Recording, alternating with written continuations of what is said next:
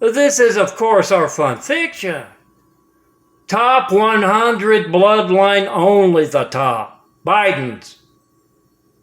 With 100 devil Guantanimo Bay Marines and their families active in hijacked lifelines. You have a nice hell on earth pain waiting in Biden, those 100 with those 100 families. They're going to be sucking on pain so that they're not promoting as a Chinese proxy.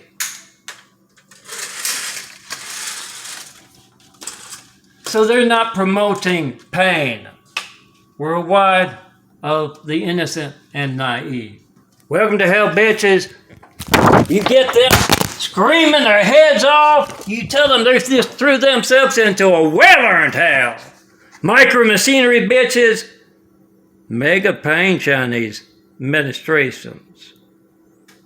Get them screaming so that your family doesn't get the next beer plate.